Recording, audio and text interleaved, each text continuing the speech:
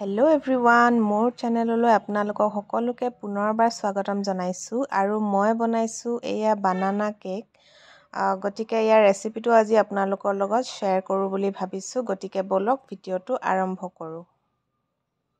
কেকটো বনাবলৈ মই প্ৰথমতে লৈছোঁ দুটা কলকেইটা মই ভালদৰে মিক্সিত গুড়া কৰি ল'ম আৰু সেই একেটা বাতিতে দিছোঁ একাপ চেনি দিছোঁ। একদম ফুলকৈ দিয়া নাই, 75% মান দিছোঁ। ফুলকৈ দিলে বেছি মিঠা হৈ যায়, সেইটো কাৰণে ইমানকণেই দিব লাগিব। এতিয়া এইখিনি আমি ভালদৰে পিচি ল'ম আৰু এয়া দেখিছে আমাৰ পিচি হৈ গ'ল। আনফালে মই এটা বাউলত লৈছোঁ 1 কাপ ৰিফাইন অইল, একেটা কাপেৰে মই লৈছোঁ আৰু তাতে দিম 3টা কণী।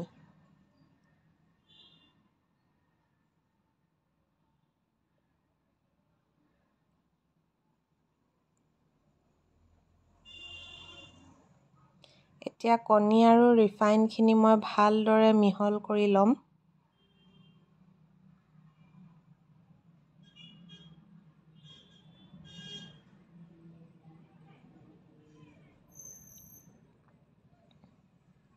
এয়া দেখিছে ভালদৰে মিহল হৈ গ'ল। এতিয়া মই মিক্সিত পিচি লোৱা কল আৰু চেনিখিনি ইয়াতে দি দিছোঁ। এইখিনিও এতিয়া ভালদৰে মিহল কৰি ল'ম।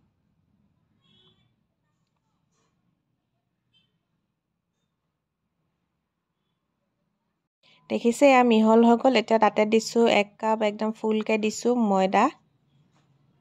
এতিয়া এইখিনিও ভালকৈ এনেকৈ মিহল কৰি ল'ম। এয়া দেখিছে ধুনীয়াকৈ মিহল হৈ গৈছে আৰু এনেকৈ পূৰা ঢিলা হৈ যাব লাগিব, তেতিয়াহে আমি কেকটো বনাব পাৰিম।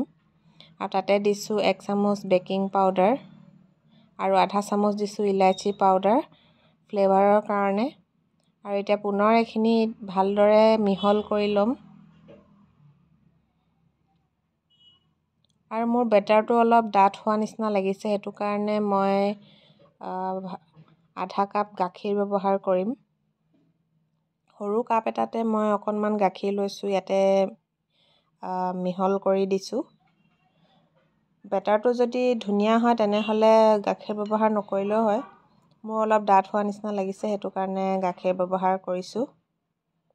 আৰু পুনৰ এইখিনি ভালদৰে এতিয়া মিহল কৰিম।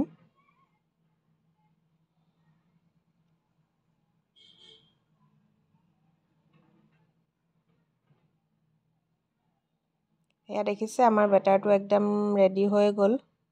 এতিয়া আমি কেক বনাবলৈ পাৰিম আৰু। এতিয়া মই এটা এলুমিনিয়ামৰ পাত্ৰ লৈছোঁ, তাতে মই অলপ দিছোঁ ৰিফাইন তেল আৰু এইটো ৰিফাইন তেলখিনি বাতিটোত ভালদৰে এনেকৈ সানি দিম। তাৰপিছতহে আমি কেকৰ বেটাৰটো ইয়াত দিব পাৰিম, নহ'লে ৰিফাইন যদি নিদিওঁ তেনেহ'লে তলত লাগি ধৰিব। গতিকে ৰিফাইন এনেকৈ ভালদৰে গোটেই বাতিটোত সানি লৈছোঁ। আৰু তাতে মই দিছোঁ এখন ফুড ৰেপিং পেপাৰ। আপোনালোকে নৰ্মেল কাগজো ব্যৱহাৰ কৰিব পাৰে। আৰু এই পেপাৰখনৰ ওপৰতো মই এনেকৈ তেল সানি দিছোঁ, দেখিছে। পেপাৰখনৰ ওপৰতো ভালদৰে এনেকৈ তেল সানি ল'ম। এতিয়া তেল সানি মেলি হৈ গ'ল। এতিয়া বেটাৰটো আমি তাতে দি দিছোঁ।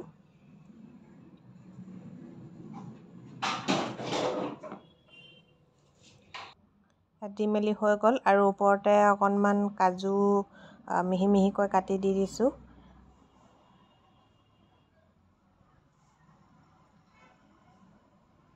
আৰু এইখিনি আমি ভৰাই দিম এতিয়া অভেনত আৰু 180 ডিগ্ৰীত আমি 35 মিনিটছৰ কাৰণে ৰাখিব লাগিব। আৰু 35 মিনিটছ হৈ গ'ল আৰু আমাৰ কেক দেখিছে বানানা কেক একদম ৰেডি হৈ গ'ল। এটা ছাইডে কালাৰটো অলপ বেলেগ নিচিনা লাগিছে, কিন্তু গোটেই কেকটো ধুনীয়াকৈ সিজিছে। এতিয়া আমি ছাইডৰখিনি কটাৰীয়ে এনেকৈ এৰুৱাই ল'ম।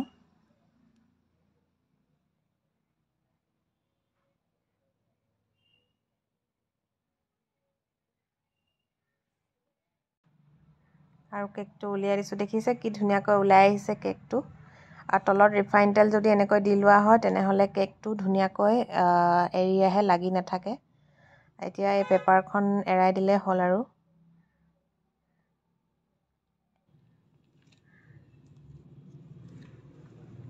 এয়া এৰাই দিলোঁ পেপাৰখন। এতিয়া কেকটো আমি উল্টা কৰি দিম।